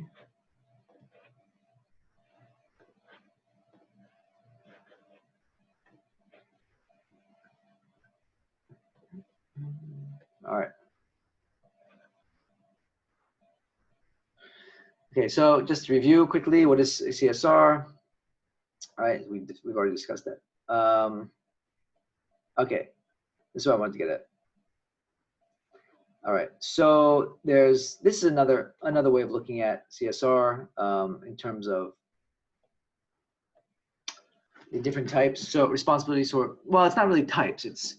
This is the responsibility of CSR. It's really to different sectors of society. So the general society, government, employees, shareholders, and consumers. Okay. We've already sort of discussed all this. The importance of moral and ethical standards, preventing environmental pollution and ecological imbalances, contributing towards the development of social health and education, making use of appropriate technology. Okay, so these are some of the responsibilities that corporations have. So here's some examples. Okay, McDonald's. I know you guys all love McDonald's. It's from America. McDonald's in the U.S. has a sort of mixed reputation, to be honest with you. Well, for one, yummy McD. You guys like McD, huh? There's really only one thing that I buy from McDonald's. It's the double quarter pounder burger. That's the only thing I buy. I don't buy anything else. So my kids like it, of course, but I only buy that. In the U.S., McDonald's has a sort of mixed reputation. They are seen as, fast food in general is not seen as, of course, it's not seen as healthy food. Of course, but McDonald's is very popular even in the US. I mean, it's from the US. It's been around for about 50, 60 years in the US. The food is considered to be not very healthy, and it doesn't have a great reputation in terms of its, just in terms of environment and stuff like that. So they've changed a lot. They've tried to improve their reputation a lot, their image. Okay, so like minimizing waste. If you buy fast food, and I mean, my family does too sometimes, we do on occasion, but if you notice, like if you buy to go, take out, bungkus, whatever, it creates a lot of waste. In fact, if just one meal for a family, I mean, I look at all the waste that's involved. And one thing that's good is they've switched a lot of their disposal waste to paper, right? So there's not that much plastic anymore. It's mostly paper waste, which is better, of course, for the environment than plastic waste, but it's still a lot of waste. Everything that they package has to be thrown out. Like, so for the burgers, the fries, the drinks, everything comes in a package, and after you use it, it gets thrown out. So it creates a lot of waste. So it says here, McDonald's is trying to address this problem by recycling waste materials. They use a ton of cooking oil, right? Think of all the cooking oil they use to cook all their food. And now they're using, like I mentioned, they're using cardboard and paper as opposed to plastics, which is good. It's much better. Creates a lot less waste that's more easily recycled, and it's more biodegradable. Okay. And as you can see in the picture there, this is from the States. This is not from Malaysia, but they're using like biodiesel, because of course they have like in the truck there, you see, they have to send their their products, the ingredients for all their products, they have to send to all their stores. So it creates a massive amount of pollution because they have to use tons of trucks to send all these things. But that's, I mean, that's part of doing business. You know, transportation of materials is a part of doing business. So it is what it is. But they're trying to, of course, improve their image regarding waste. McDonald's. So this is a form of CSR. They're being, at least, you know, on the surface, at least, they're being proactive in terms of trying to address the issue of ecology and environment. Okay. Increase amount of in-restaurant recycling to 50% and minimize waste. Okay, so this is one of their goals, McDonald's. Another American favorite, KFC, which is ironically not very popular in the US anymore. A lot of KFCs in the US have closed down. There's not nearly as many left as there used to be. I would bet, and we could probably look this up on the internet, I'm not sure, but I would bet that there's more KFC restaurants in Malaysia than there are in the US now. I know Malaysians eat more fried chicken than Americans, okay, which is pretty amazing because Americans really like fried chicken, but you Malaysians, man, you love fried chicken. Like, this is negara ayam goreng, okay? So KFC, very popular. So KFC is doing something like water conservation. KFC for life. Yeah, you guys love KFC. Anyway, KFC's good. I mean, the chicken's good. I like the coleslaw. The rest I'm not really crazy about. But anyway, water conservation. KFC have implemented projects that have saved over 800 million gallons of water across the globe. So think about fast food restaurant chains, right? KFC must have how many stores, or McDonald's, how many stores must they have around the world? Thousands. And all of those stores use a lot of water, okay? In addition to what we just saw about waste, they also use massive amounts of water. So they are engaged in water conservation projects, okay? So as it says here, they have high efficiency irrigation systems, low flow hand sinks, and optimized restroom fixtures are now standard components in their stores. Whether that's true everywhere, like in Malaysia and all other countries that they operate in, don't know. Maybe they only do it in certain countries. Maybe it's maybe it's a corporate policy and they do it in all their stores. We don't know, but it is a form of CSR because they use massive amounts of water. All right. And especially countries where, like in the US, they don't have sinks like where people can wash their hands. There, the culture is more to use paper, like so they'll use napkins, right, or tissue. After they eat, they'll just use tissue to wipe their hands. They won't necessarily use that much water like we do in Malaysia. There's always sinks, right? So there's always water to wash your hands after you eat. A lot of people like to eat with their hands. So the culture is a bit different. Because of that, maybe in Malaysia, they probably use more water than they do in US stores. Okay, so things like that. So they probably have to adjust their policies depending on where the stores are operating. Okay, but so this is interesting. I'm assuming this would be in Malaysia, given that Malaysians use more water in the stores. So Canon, here's one from Canon Company. The Canon Opto Scholarship, okay? So starting in 1996, this educational initiative has since benefited more than 200 young Malaysians in achieving their bachelor's degrees from both local and foreign universities. Did you guys know of the Canon Opto Scholarship? Maybe you guys could have applied for it. Maybe you would have been eligible for it. I didn't know anything about it. This is an educational initiative. So this is CSR in the form of education, all right? Maybe it's for more of the B40 students. We don't know. We don't know what the sort of criteria for the scholarship are, but it's an interesting example of educational CSR. Okay, obviously that's a form of CSR that's going to lead to more of social development, even down the road, even economic development, because they're sponsoring education. So higher education, ideally, inshallah, means in the future, better, more economic return or productivity and so forth. Okay, and it's also good for the country from a social perspective to have more educated people. Okay, so this is a form of CSR. educational or social CSR. So green technology, sustainable, cradle-to-cradle design, source reduction, innovation, and viability. So this is green technology, popular form of CSR projects, especially nowadays. Energies, green, different types of energy, green building, environment, green chemistry, green technology. Just some examples of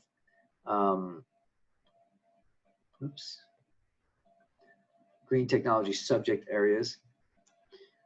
I want to get to more of the, yeah, here. So I'm just going to skip to the examples, okay? Here's one, Malaysian Resources Corporation, Berhad, championing education for the less fortunate, okay? So MRCB is, or at least used to be, a strong supporter of Yayasan promoting intelligence, nurturing talents, advocating responsibility, also known as the PINTAR program. PINTAR helps underprivileged children in primary schools improve their academic performance by reaching out through school reward incentives, motivation, and team building activities.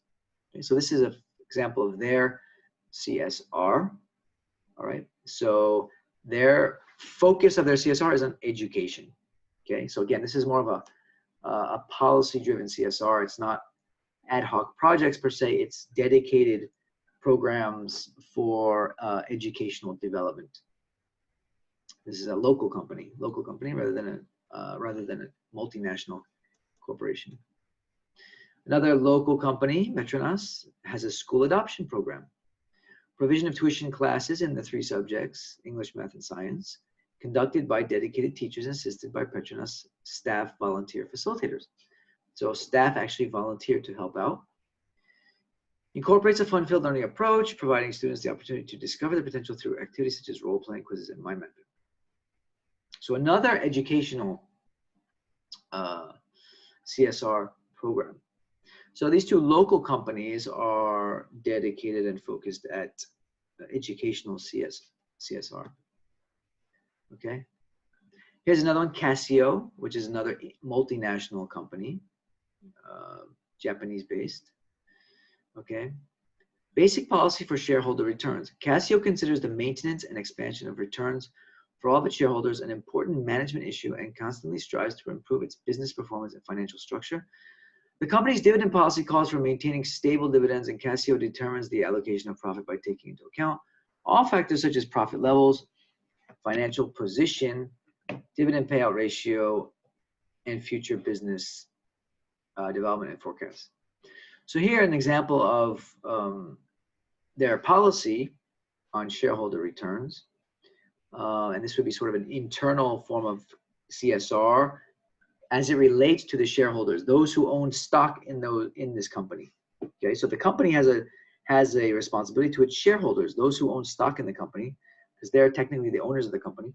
So these policies are for the shareholders to ensure that they're getting their money's worth and they're getting proper management of their funds. Okay, so this is another example of sort of an internal CSR related to shareholders. Another Mitsubishi, multinational, again, related to investor relations. Okay, so they have all these rules and regulations governing how they relate to their investors and their shareholders. Okay, this is also a form of CSR. The shareholders are the public, right? If it's a publicly owned company, the company puts its shares up for sale, and then the public buys them and becomes shareholders in the company. So they have a responsibility to their shareholders, because the shareholders are the company, the society, right? And so here they're talking about keeping lines of communication open with shareholders and incorporating the opinions of shareholders and the results of dialogue with them into their management practices. Okay, so they want feedback from the shareholders, from the society, from the owners of the company. Okay, so this is another one, responsibilities to the employee, which we've already discussed. I just want to fast forward to the examples. So here's another for responsibility to employee. This company, Gamuda, which is another local company. Okay, so they have a work-life integration CSR. To ensure greater personal satisfaction and effectiveness, we designed a suite of flexible work arrangements and benefits to suit different individual needs. flexi wellness, flexi work arrangement, flexi retirement plans, okay? Flexi, flexi, flexi. So all this flexibility that they're providing their employees, okay, aimed at providing better work-life balance, or what they call work-life integration, okay? Again, internal CSR, okay? The company's trying to be socially responsible, in this particular case, to its own employees as part of the society, okay? Different work arrangements. And maybe some of you experienced these when you were doing your internships in the HR offices where you worked. Another one, staff welfare from IJM Land, another local company. So they have employee protection, they have assistance to purchase residential properties, and they have academic excellence awards, right? So those are some additional internal CSR programs for their staff, okay? Something like employee protection, maybe if you're working in France or in the UK or in the US, maybe you won't see that kind of a CSR for companies there, because maybe that's provided by the government. You know, it's provided by the government. So the companies don't need to provide that kind of protection. But maybe here, the government doesn't provide that much. So the companies provide extra protection, you know, in different forms. Maybe it's insurance or something.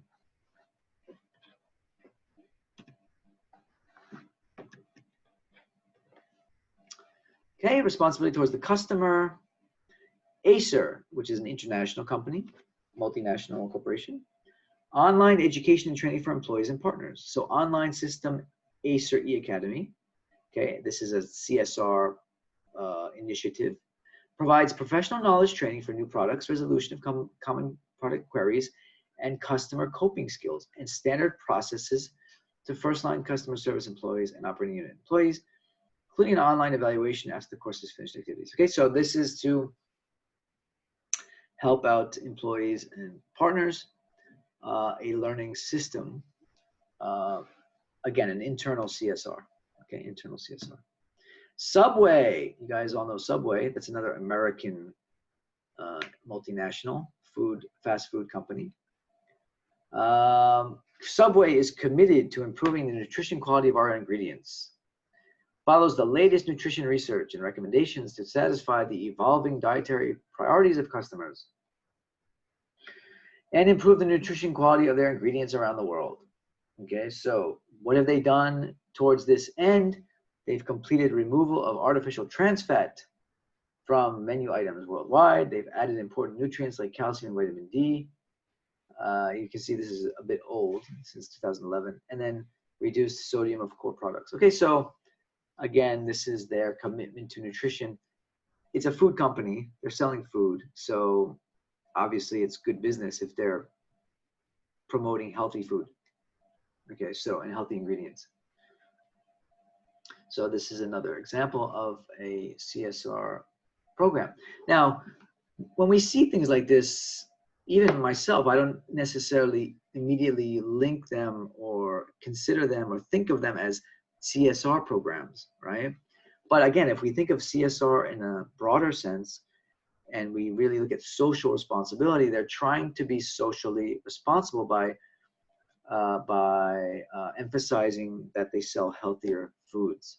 Whether they do or not, you know, well, I mean, some of these things, you know, at the same time, they're offering a lot of unhealthy foods, you know, which they don't mention, of course, you know, but they are at least trying to make an effort to improve the health of their foods.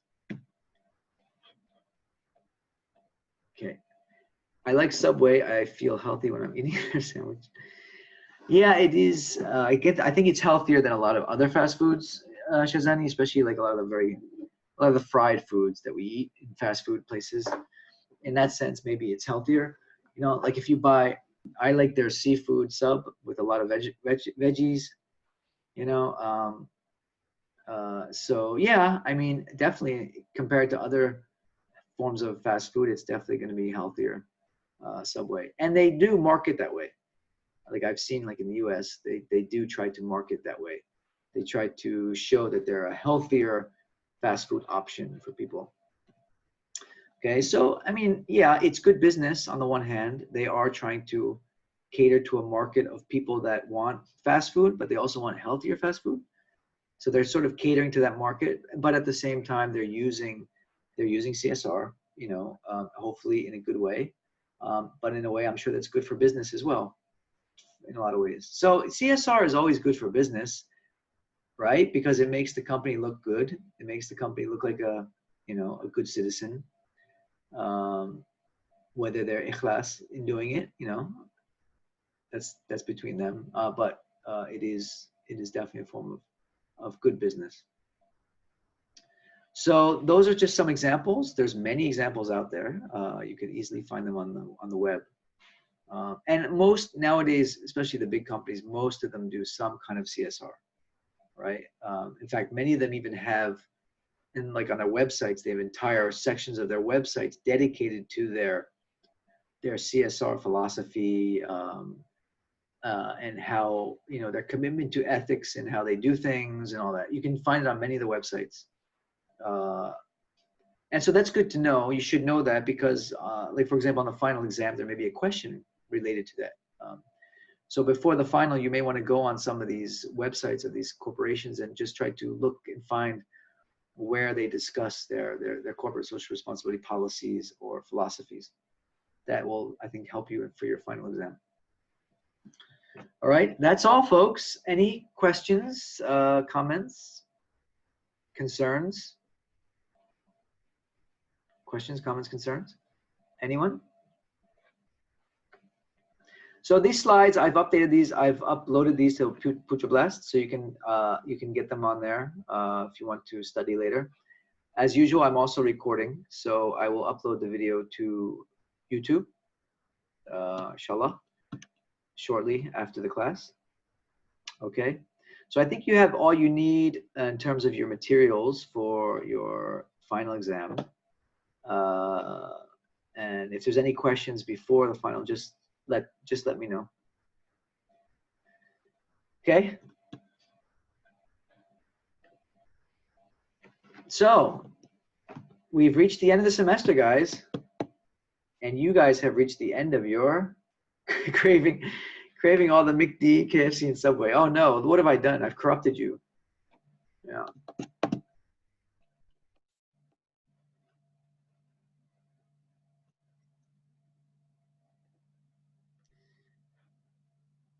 Okay, well, we've reached the end. So again, I just want to first apologize for the semester.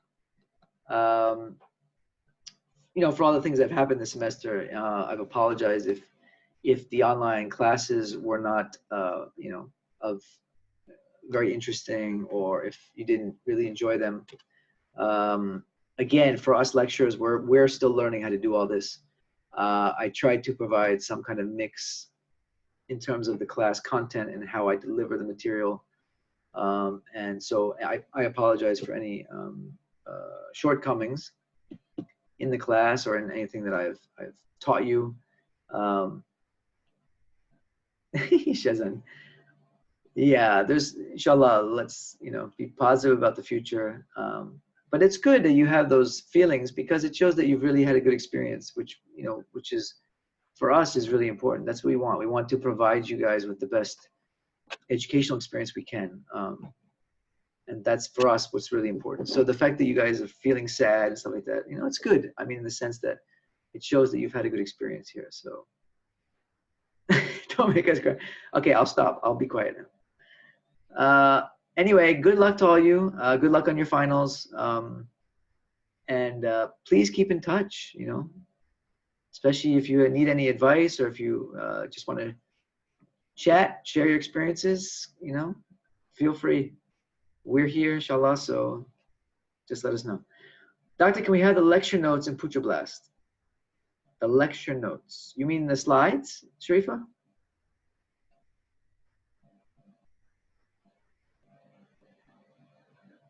Yeah, the slides are there. They should be Putra Blast. There's a folder just for all the slides.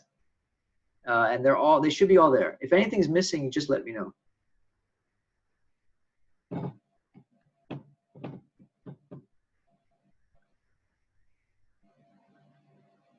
I'm just looking at all your comments.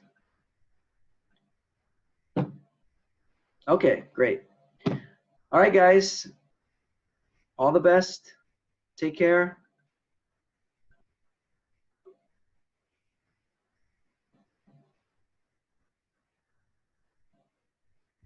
Thank you, Doctor. Okay. Sama. Thank you, Doctor. Sama. I've enjoyed it. Thank you. Thank you so much, Doctor. Okay, Janani. All the best. Thank you, doctor. We will miss you so much after this. I'll miss you guys too. I'll miss you guys too. There's nothing a lecture. Thank you. Sama. Thank you, doctor. Okay. Suting. And also good luck on your your vivas, yeah? Your project viva. Good luck on those as well. All right. Thank you, Doctor. Okay. So I'll close down the class now. Oh, don't be nervous. Don't be nervous. Just go in there and just do your best, inshallah. Okay. Bye, guys. Assalamu alaikum. Take care. Bye.